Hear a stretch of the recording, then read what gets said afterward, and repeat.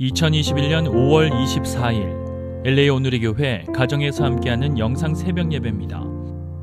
오늘은 출애굽 특기 21장 12절에서 27절까지 말씀을 본문으로 이웃의 생명도 나의 책임입니다 라는 제목으로 말씀 전해주십니다. 누구든 사람을 쳐 죽이는 사람은 반드시 죽여야 한다. 다만 의도적으로 일부러 죽인 것이 아니고 하나님께서 그의 손에 넘겨주신 일이면 그는 내가 정해놓은 곳으로 도망치게 해야 한다. 그러나 치밀한 계획하에 죽인 것이면 그를 내 제단에서 끌어내 죽여야 한다. 누구든 자기 부모를 공격하는 사람은 반드시 죽여야 한다. 누구든 남을 유괴해 팔거나 계속 데리고 있거나 하는 사람은 반드시 죽여야 한다. 누구든 자기 부모를 저주하는 사람은 반드시 죽여야 한다. 싸우다가 돌이나 주먹으로 쳤는데 상대방이 죽지 않고 드러눕게 됐다가 다시 일어나 지팡이를 짚고 다니게 되면 친 사람이 책임질 필요는 없지만 다친 사람의 시간에 대해 손해를 보상하고 그를 완전히 낫게 해야 한다. 어떤 사람이 자기 남종이나 여종을 막대기로 때려 죽이면 벌을 받아야 한다. 그러나 그 종이 하루 이틀 뒤에 일어나면 벌받지 않을 것이다. 종은 자기 재산이기 때문이다. 사람들이 싸우다가 아이벤 여자를 다치게 해서 낙태를 했으나 그 여자가 다치지 않았다면 가해자는 그 여자의 남편이 정한 대로 벌을 받아야 한다. 그리고 또한 재판관들이 결정한 값을 지불해야 한다. 그런데 여자가 다치게 되면 목숨에는 목숨으로, 눈에는 눈으로, 이에는 이로, 손에는 손으로, 발에는 발로, 화상에는 화상으로, 상처에는 상처로, 채찍질에는 채찍질로 갚아주어라. 남종이나 여종의 눈을 쳐서 실명하게 되면 그 눈에 대한 보상으로 종을 놓아주어야 한다. 또 남종이나 여종의 이를 부러뜨리면 이에 대한 보상으로 종을 놓아주어야 한다. 할렐루야, 우리 함께 찬양하며 예배 자리로 나아가기 원합니다.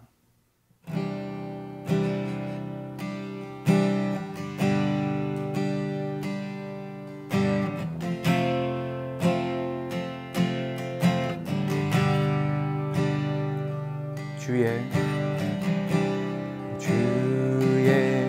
임재 앞에 잠잠해 주 여기 계시네.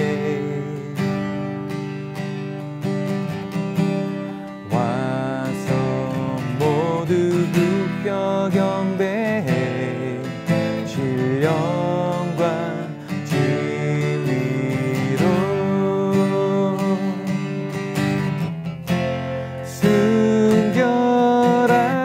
순결하신 주님 거룩한 존전에 주의 임재 앞에 잠잠해 주 여기 계시네. 주의 영광 영광 앞에 잠잠해 주의 빛 비치네.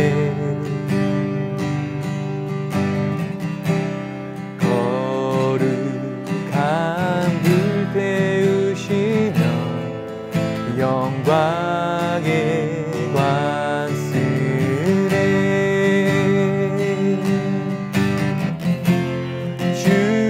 영광 찬란해 이때 시르리와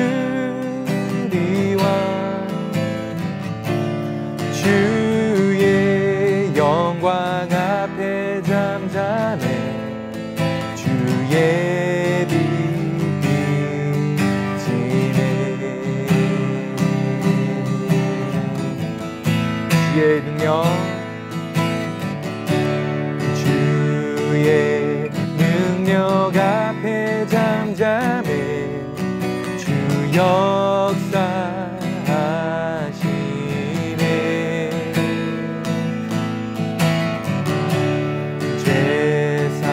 제사하고 치유하시는 놀라운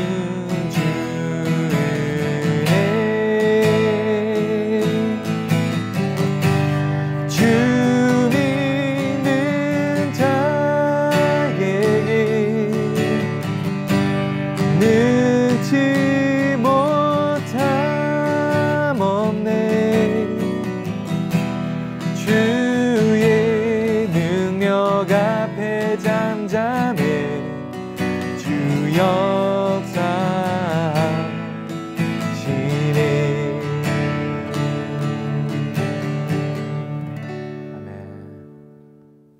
할렐루야. 5월 24일 월요일 아침입니다. 오늘도 하나님 주신 힘으로 한 주간을 달려가시는 복된 아침 되기를 예수님 이름으로 축복합니다. 그리스 신화에 보면 정의의 여신이 있는데 그 이름이 디케입니다. 그래서 세계에 있는 많은 나라들의 법원 앞에 가보면 한 손에는 칼, 한 손에는 저울을 들고 있는 디케의 동상이 세워져 있곤 합니다. 만인 앞에 법이 평등하고 정의롭게 집행되기를 바라는 마음 때문일 것입니다. 자, 그런데도 불구하고 디케 여신상의 눈을 보면 눈을 천으로 가려 놓았는데 이것은 선입견을 갖지 말고 누구의 눈치도 보지 말고 법 앞에 평등을 구현하라고 하는 더 센 의미가 담겨져 있다고 합니다. 그런데 대한민국 대법원 청사 앞에는 한복 차림의 선녀상이 서 있는데 오른손에는 천칭저울을 왼손에는 법전을 든 채 눈을 동그랗게 떠 있다고 합니다. 이렇게 두 눈을 부릅뜨고 실체적 진실을 가리라는 뜻으로 눈을 가리지 않게 만들었다는 것이죠. 자, 그런데 실상은 좀 마음을 어둡게 합니다. 법정에 가보면 죄에 대해서 자백하는 사람보다 부인하는 사람들이 더 많습니다. 벌을 받더라도 가볍게 하기 위해서 많은 거짓말들이 난무하고 뛰어난 변호사들의 변론들이 등장합니다. 그렇게 하다 보니 죄는 언제나 그 사람이 지은 것보다 가볍게 처리되곤 합니다. 세상에 죄가 없어지거나 적어지지 않고 더욱더 죄는 교묘해지고 많아지고 있습니다. 그러나 기억하십시오. 하나님은 죄에 대해서 단호하십니다. 자, 오늘 말씀을 통해서 우리의 삶 가운데 다른 사람의 생명에 대해서도 분명한 책임을 요구하시는 하나님의 음성을 함께 듣겠습니다. 누구든 사람을 쳐 죽이는 사람은 반드시 죽여야 한다. 다만 의도적으로 일부러 죽인 것이 아니고 하나님께서 그의 손에 넘겨주신 일이면 그는 내가 정해놓은 곳으로 도망치게 해야 한다. 그러나 치밀한 계획하에 죽인 것이면 그를 내 제단에서 끌어내 죽여야 한다. 누구든 자기 부모를 공격하는 사람은 반드시 죽여야 한다. 누구든 남을 유괴해 팔거나 계속 데리고 있거나 하는 사람은 반드시 죽여야 한다. 누구든 자기 부모를 저주하는 사람은 반드시 죽여야 한다. 오늘 본문의 첫 번째 단락에서는 사형에 해당하는 범죄에 관한 법을 다룹니다. 이 율례는 십계명에서 여섯 번째인 살인하지 말라는 계명을 위한 것입니다.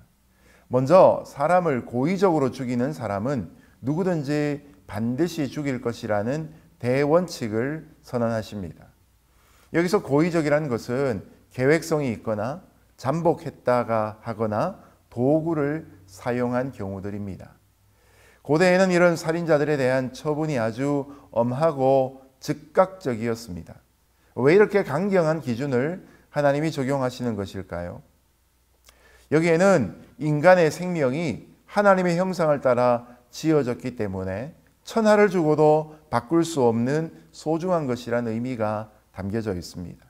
그리고 살인을 범한 죄와 함께 공동체의 거룩성이 깨어지기 때문에 이런 악을 신속하고 완전하게 제거해야 된다는 필요도 담겨져 있습니다. 어떤 경우에건 살인은 결코 용납될 수 없기에 하나님은 고의적 살인에 대해 강력하게 징계하시길 원하시는 것입니다. 크게 두 번째로, 만일 고의적인 살인이 아니라 정당방위나 우발적인 살인이거나 업무상 과실치사 같은 경우에는 이 살인자는 하나님이 정해주신 장소인 이스라엘 각곳 6개의 도피성으로 도망갈 수가 있었습니다. 어쨌든 살인을 했기 때문에 그곳에 대제사장이 죽을 때까지 있어야 했습니다.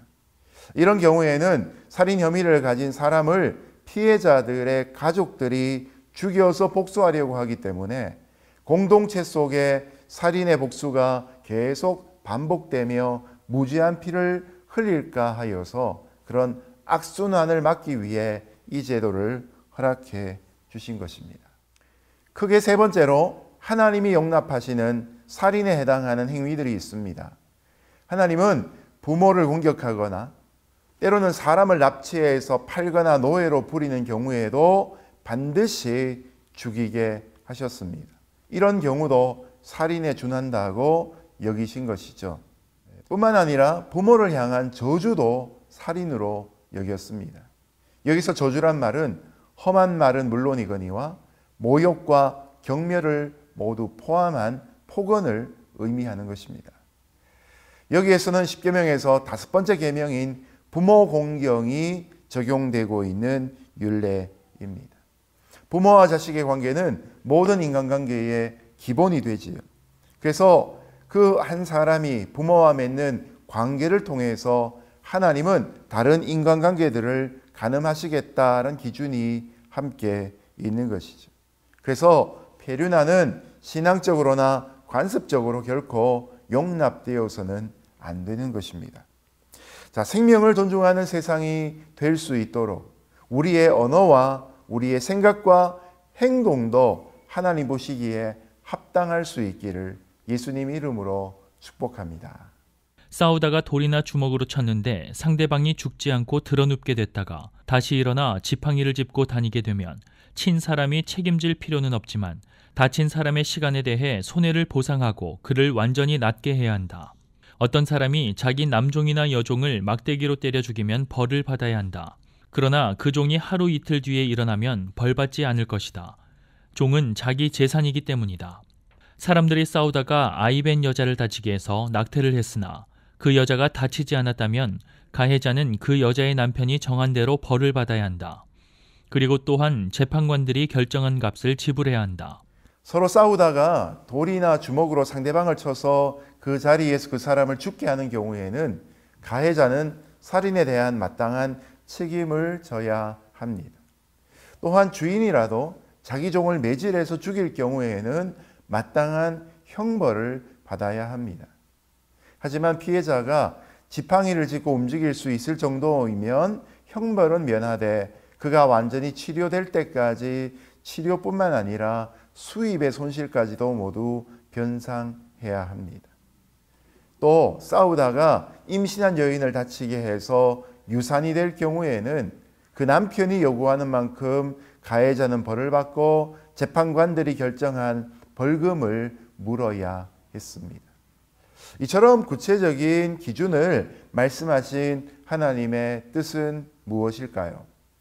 이런 구체적인 기준이 만약 없다면 사람들은 상황에 따라서 자신이 편한 대로 해석하고 자기 할 도리를 다 했다고 합리화시키고 말 것입니다.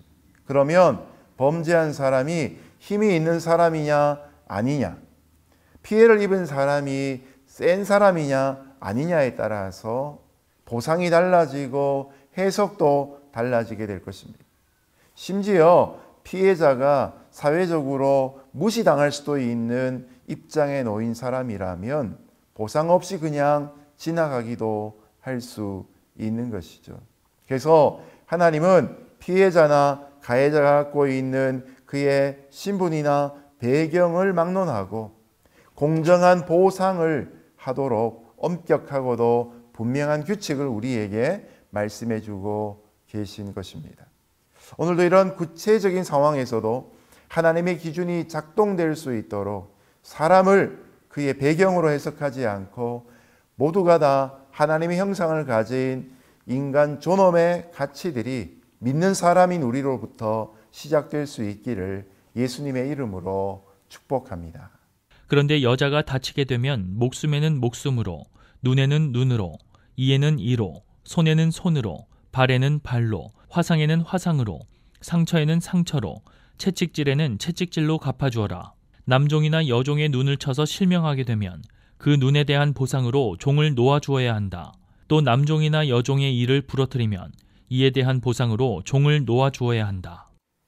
폭력이 동반되는 인간 갈등에 대해서는 보상하도록 원칙을 정하시면서도 여기에서는 또한 구체적인 법 하나를 하나님이 제시해 주십니다. 우리에게 너무나 익숙한 본문인데요.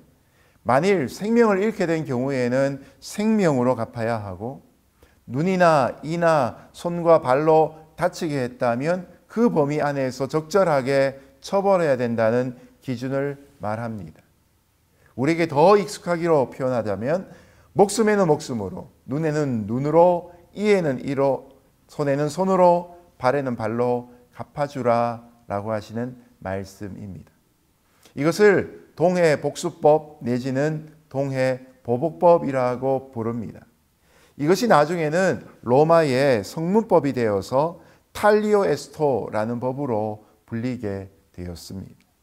여러분, 이런 동해보복법은 마음 놓고 복수하라는 것이 아니라 복수하고자 할 때 내가 당한 것보다 더 크게 갚아주고 싶어하는 사람들의 보복의 심리를 끊어내고 분명한 기준을 말씀하고자 하시는 것이죠. 그만큼 죄를 엄격하게 다스리고 또한 감정적인 보복의 증대를 막기 위한 목적으로 하나님은 동해보복법을 분명하게 말씀하고 계십니다. 우리가 로미오와 줄리엣 이야기에서부터 아는 것처럼 고대로부터 사람들의 감정적인 보복은 언제나 작은 죄를 키워가게 하는 폐단이 있었습니다. 더군다나 유전무죄라고 하는 잘못된 말도 있는 것처럼 잘못을 했으면서도 돈이나 권력으로 사과도 하지 않고 보상도 없이 지나가고자 하는 모든 인간의 잘못들을 하나님은 지금 금지시키고 계신 것입니다. 그런데 우리에게는 한 가지 중요한 신앙적인 고민이 필요합니다. 우리가 신약의 시대를 살고 있기 때문에 이 구약의 말씀을 존중하면서도 어떻게 하면 동해보복법을 허락하신 하나님의 마음을 이 시대에 적용하며 살 수 있는가 하는 것입니다. 자, 여러분, 구약의 법의 엄격함 위에 우리가 또한 적용시켜야 할 것은 바로 신약에서 예수님이 행하신 확장된 해석입니다. 자, 예수님은 오늘 이 출애굽기의 본문을 이 마태복음 5장에서 이렇게 해석하고 계십니다. 눈에는 눈으로, 이에는 이로 라는 말도 너희가 들었다. 그러나 나는 너희에게 말한다. 악에 맞서지 말라. 누가 내 오른뺨을 치거든 왼뺨마저 돌려대어라. 누가 너를 고소하고 속옷을 가져가려 하거든 겉옷까지도 벗어 주어라. 하나님은 내가 당한 것만큼 복수하도록 구약에 말씀하셨지만 신약에서 예수님은 그것의 정확한 뜻을 우리에게 설명하시기를 꼭 내가 당한 만큼 상대에게 복수하지 않는 것 또한 하나님의 마음이란 사실을 알려주고 계신 것입니다. 바로 여기에 하나님이 우리에게 행하신 용서의 개념, 구원의 개념이 적용될 수 있는 것이죠. 우리 신자들은 악을 악으로 갚지 않고 악을 당한 것만큼 상대에게 또한 갚지 않고 오히려 악을 선으로 이기는 삶을 부르심을 받았다는 것을 기억할 필요가 있는 것이죠.